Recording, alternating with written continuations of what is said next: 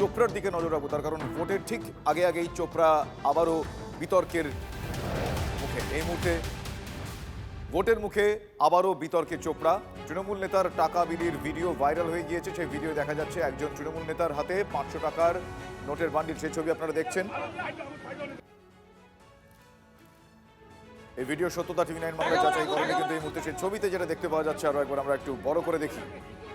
মান্নান আলী এই তৃণমূল কংগ্রেস নেতা, যার হাতে 500 টাকার নোট দেখতে পাওয়া যাচ্ছে। বিশ্বরূপ আমার সহকর্মী এই মুহূর্তে আমার সঙ্গে টেলিফোন লাইনে রয়েছেন। বিশ্বরূপ, আমি এই ছবিটা দেখাচ্ছি, যেটা ভাইরাল হয়েছে, এই ভিডিওটা বলা ভালো। এখনো পর্যন্ত এই ভিডিওর সত্যতা সম্বন্ধে কি কি জানা যাচ্ছে, কি কি খবর মিলছে? সত্যি তিনি এরকম এইভাবে টাকা বিলি করছেন? দেখো শুভজিৎ, জানিয়ে রাখি, স্থানীয় সূত্রে যেটা জানা গিয়েছে, ভিডিওতে যার হাতে টাকা দেখা যাচ্ছে তার নাম মান্নান আলী।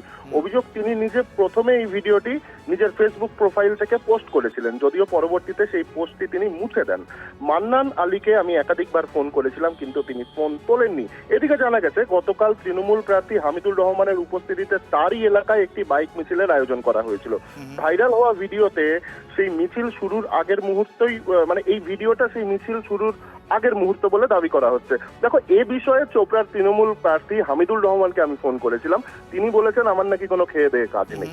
দেখো, এবং তিনি আরো একটা বিষয় বলেছে যে হ্যাঁ, দিতেই পারে, চা খাওয়ার জন্য টাকা দিতে পারে, তেল ভরার জন্য টাকা দিতেই পারে। কেন আমরা এত মাথা ঘামাচ্ছি? কি কারণে টাকা বিলি করছেন বলে এরকম কিছু লিখেছেন? কারণ পোস্টে তো একটা ওই ডেসক্রিপশন থাকে, সেখানে কিছু আছে কি? একদম একদম, সেই ডেসক্রিপশনে খালি লেখা ছিল এটা কালিকাপুর, মানে চোপড়ার কালিকাপুর, এরকমটাই লেখা ছিল। তার কিছুক্ষণের মধ্যেই তিনি পোস্ট ডিলিট করেন। কিন্তু হামিদুর রহমান যেটা বলছেন, আমি আবারও বলছি, উনি বলছেন যে আমাদের নাকি খেয়ে দেয়ে কাজ নেই, তাই আমরা এসব নিয়ে বেশি লাফালাফি করি।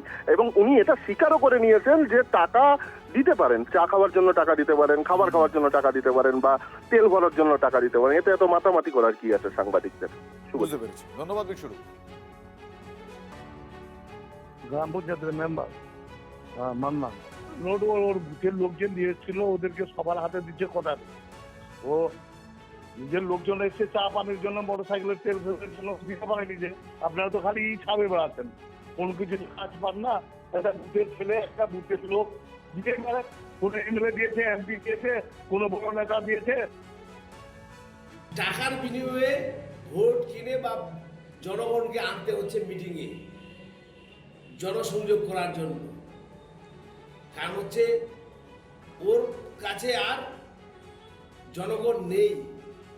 আপনারা দেখেছেন বিভিন্ন সোশ্যাল মিডিয়ার মাধ্যমে টাকা দিয়ে ভোট কেনার চেষ্টা করছে। আর নির্বাচন কমিশনের কাছে আবেদন রাখবো, সেটাকে পর্যবেক্ষণ করে নির্বাচন কমিশন কী ব্যবস্থা নেয়, চোপড়ার জনগণ সেদিকটা লক্ষ্য রাখছে।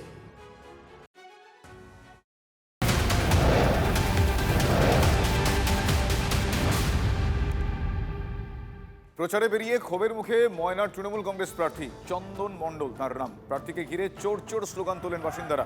একবার সেই সময়কার ছবিটা একবার আপনাদের দেখাই, অ্যাম্বিয়েন্সটা একবার শোনায়।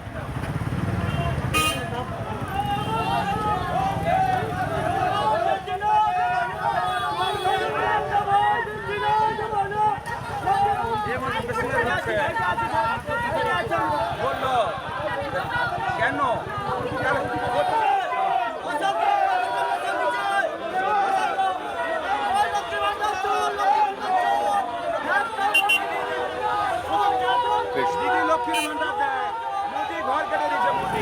আপনাদের সেই ছবি দেখাচ্ছি, আর সেই সময় তারা কি কি বলছেন সেইটাও অনেকটাই শোনা যাচ্ছে, যেটাকে আমরা অ্যাম্বিয়েন্স সাউন্ড বলি। সোমেন আমার সঙ্গে এই মুহূর্তে আমার সহকর্মী টেলিফোনে রয়েছে। সোমেন, যেটা যতটুকু দেখা যাচ্ছে, শোনা যাচ্ছে, শুনলাম, একেবারে বিজেপির ফ্ল্যাগ হাতে নিয়ে বিজেপির কর্মী সমর্থকরা চোর চোর স্লোগান দিচ্ছেন তৃণমূল কংগ্রেস প্রার্থীকে।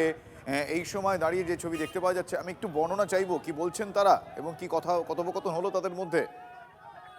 দেখো, আজকে সকালবেলা বাক্সা এলাকায় নিজের প্রচারে গেছিলেন ময়নার তৃণমূল প্রার্থী চন্দন মণ্ডল। কিন্তু সে গ্রামে ঢুকতে গ্রামের মহিলারা, পুরুষরা তাদের বিজেপি পতাকা নিয়ে তারা প্রতিরোধ তৈরি করে এবং তারা বারবার একটা কথা বলে যে চোর চোর চোর চন্দন। এই চোর চোর তাদের কথাটা হচ্ছে কি, তাদের বক্তব্য যে তারা বিজেপি করে বলে দীর্ঘদিন তাদের লক্ষ্মী ভান্ডার বন্ধ ছিল এবং এই অভিযোগ নিয়ে যারা আদালতেও তাদের যেতে হয়েছিল। সেই জন্য চন্দন মণ্ডলের বিরুদ্ধে একাধিক যে অভিযোগ আছে, দুর্নীতির অভিযোগ আছে। এবং যখনই গ্রামে ঢুকেছে, এর আগেও মহিলারা ঝাঁটা লাঠি নিয়ে তারা প্রতিরোধ তৈরি করেছিল। আজকেও দেখা গেল ঠিক একই জায়গাতে ঠিক মহিলা এবং পুরুষ তারা বিজেপি নিয়ে পতাকা নিয়ে তারা কিন্তু বারবার বলছে যে চন্দন মণ্ডল চোর চোর। পাল্টা চন্দন মণ্ডলের তরফে জয় বাংলা ধ্বনি দেওয়া হয় এবং তারা বলা হয় যে বিজেপি চোর বিজেপি চোর। এই নিয়ে একটা উত্তপ্ত বাক্য বিনিময় চলে, কিন্তু যতই হোক পুলিশ পরিস্থিতি ধন্যবাদ অনেকটাই নিয়ন্ত্রণ নিয়ে চলে আসে। হ্যাঁ,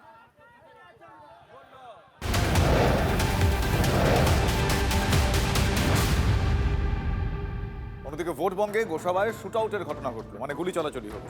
দুষ্কৃতীদের গুলিতে জখম হয়েছেন তৃণমূল কংগ্রেস কর্মী। গতকাল রাতে মোটর বাইকে করে ফেরার সময় দিব্যেন্দু গায়েনকে লক্ষ্য করে দুষ্কৃতীরা গুলি চালায়।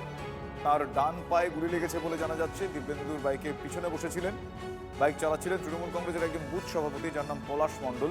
গুলি লাগার পর তড়িঘড়ি ওই তৃণমূল কর্মীকে হাসপাতালে নিয়ে যাওয়া হয়। আর এই গোটা ঘটনায় বিজেপি আশ্রিত দুষ্কৃতীদের দিকে অভিযোগের আঙুল তুলেছে শাসক দল। অভিযোগ অস্বীকার করেছে বিজেপি। আর ঘটনার তদন্ত শুরু করেছে গোসাবা থানার পুলিশ। তিনজন বিজেপি কর্মীকে বলা হলো এই ঘটনায় গ্রেফতার করা হয়েছে। টাইমটা 10:30 থেকে 10:30 দিকে আমরা দাদার বাড়ি থেকে মিটিং সেরে আমরা বেরিয়েছি। ফ্ল্যাগ ফেস্টন নিয়ে আমাদের একটা মঙ্গলবার জনসভা ছিল ওখানে। বিজেপি করেছে, সন্তোষ এরকম শত্রু নেই, রাজনীতি হচ্ছে কিছু শত্রুতা। আমাদের অঞ্চল সভাপতি কল্পনা সরকার আমাদের এই ফ্ল্যাগ ফেস্টুন ব্যানার এগুলো নেওয়ার জন্য ডাকছিল। আমরা নিয়ে ফেরার সময় আমাদের উপরে গুলিটা চালায়। আপনি কি সাথে ছিলেন? হ্যাঁ, আমি বাইক চালাচ্ছিলাম। আমি একজনকে চিনতে পেরেছি, 4-5 জন ছিল, কিন্তু একজনকে আমি চিনতে পেরেছি, সে হচ্ছে ভোলা প্রামাণিক। আচ্ছা, কোন পার্টি করে তিনি? ওরা আগে তৃণমূল করতো, এখন সদ্য বিজেপিতে যোগ দিয়েছে। বিজেপির পায়ের তলায় মাটি নেই। কিছু এন্টি সোশ্যালকে দিয়ে আজ তৃণমূলের একজন সক্রিয় কর্মী তাকে গুলি করেছে এবং গুলিবিদ্ধ হয়েছে। আমরা ক্যানিং হসপিটাল নিয়ে এসেছিলাম, ট্রান্সফার করেছি, চিত্তরঞ্জনে নিয়ে যাচ্ছে। নির্বাচন কমিশন যে পদ্ধতিতে এই নির্বাচন পরিচালনা করার চেষ্টা করছে, কোনো দুষ্কৃতিকে বাইরে রাখার চেষ্টা করছে না, কঠিন পদ্ধতি গ্রহণ করেছে। সেই জায়গায় তৃণমূল গোসাবায় হারের আতঙ্কে, আর এই সম্মুখে বারে বারে তৃণমূলের গোষ্ঠীদ্বন্দ্ব প্রকট হয়ে আছে। হারের আতঙ্কে নিজেরা নিজেদেরকে গুলি করে খুন করছে, গুলি করছে, আর তারপর সেটা বিজেপির ঘাড়ে চাপানোর চেষ্টা করছে। আমি হলফ করে বলতে পারি, যদি সঠিক প্রশাসনিক তদন্ত হয় তাহলে এখানে তৃণমূলেরই হাত, তৃণমূলকে গুলি করেছে এটা বেরোবে।